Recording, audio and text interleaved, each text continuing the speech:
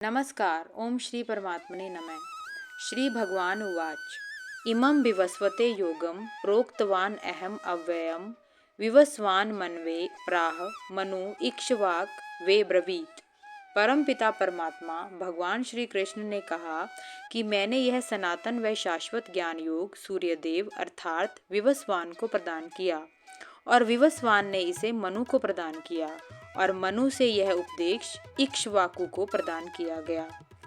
भगवान कृष्ण इस श्लोक के माध्यम से यह बताना चाह रहे हैं कि किसी भी मनुष्य को केवल बहुमूल्य ज्ञान प्रदान करना ही काफी नहीं होता, बल्कि जिस व्यक्ति को ज्ञान प्रदान किया जा रहा है उसके द्वारा ज्ञान की प्रामाणिकता का मानना व उस ज्ञान पर विश्वास किया जाना भी अति आवश्यक होता है, क्योंकि ऐसा करने पर ही ज्ञान प्राप्त करने वाला व्यवहारिक रूप से ज्ञान को क्रियान्वित करने का प्रयास करेगा।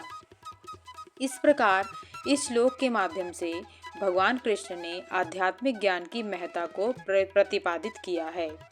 सूर्यदेव वेदों में वैभव का प्रतीक है। जैसे किसी भी भगवान के चित्र के पीछे प्रकाश होता है जो कि वैभव होता है।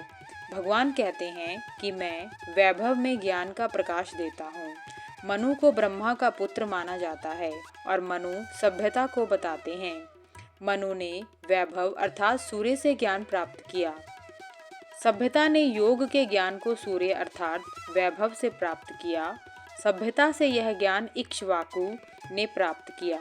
इक्ष्वाकु मनुष्य के पुत्र माने जाते हैं जो सूर्य वंश के प्रथम राजा हैं। इस प्रकार इक्ष्वाकु भी एक व्यक्ति न होकर एक ऐसे राजा के प्रतीक हैं जो सही नियमों का पालन करके राष्ट्र को आगे बढ़ाने का प्रयत्न करते हैं।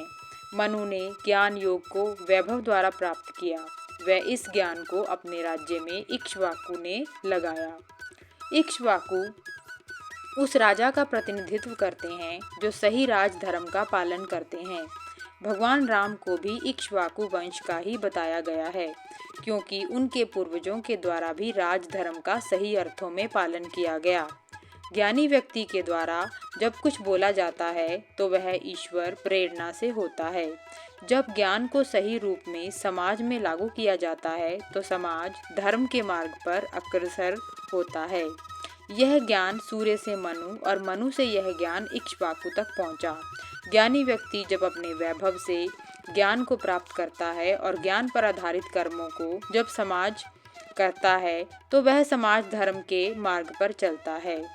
यह योग के ज्ञान का संचारण है, ईश्वर से लेकर हर व्यक्ति तक।